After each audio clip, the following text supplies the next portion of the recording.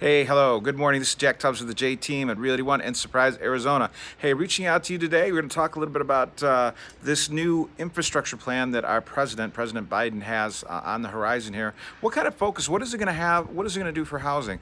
Well, one of the things that we see that about $213 billion of this program, of the $2 trillion bill that he's trying to get past Congress and to pass the Senate, is that this money is going to go towards low income and middle income homes, whether it's going to be building new homes or whether it's going to be refurbing existing homes. It's going to be one of the things that it's going to be focused on more low and middle income areas to help boost home ownership in those areas, also to take some properties that are possibly leaning towards blight, to be able to reconstruct them, to remodel them, and make them back into a viable family home again. So this is kind of exciting, especially for some of the urban areas that have seen decay over the past few years. This $213 billion being focused on certain areas to help bring up low and middle income home ownership, also to kind of maybe turn some neighborhoods around that might otherwise be starting to fall into disrepair. This would be a way to see them refurbished and remodeled.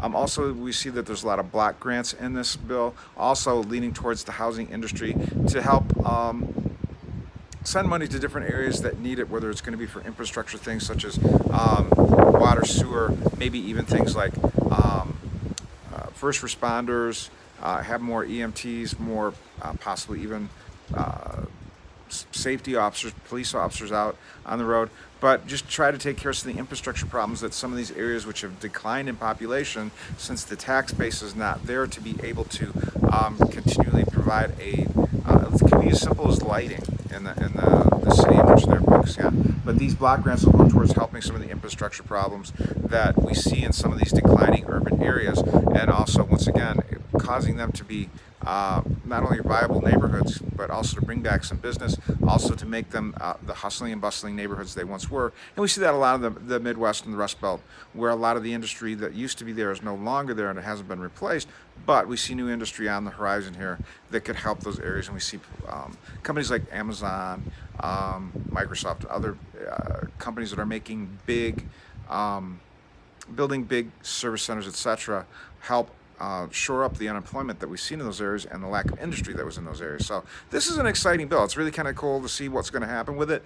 I'm sure it's going to be pared down somewhat before it passes down to the Senate, but we're going to see some things that definitely will help the low and middle income housing, which will also see some investors. They'll benefit also, that they've been trying to help the low and middle income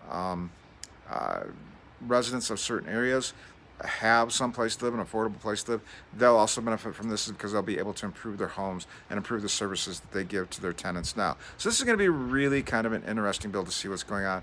Plus, there's a possibility, and though it might be a small one possibility, it also help out some of the landlords that have been going without rent payments to those who've been affected by the pandemic and have not been able to pay their rent, and they're sitting under the moratorium, the eviction moratorium, and some of these landlords do need some help.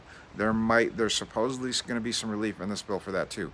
We'll see how that all works out in the wash, because we know that every time a bill is introduced, rarely do we see it get passed through in its original form. So don't know exactly what's going to be in it, but these are some of the highlights that I've seen so far that are going to be in this bill, and it's definitely going to, if you're in that middle to low end middle income bracket, we're going to see some improvements coming your way, which is really exciting, which I said also, well, the investors out there that have been working in those areas now will see some relief.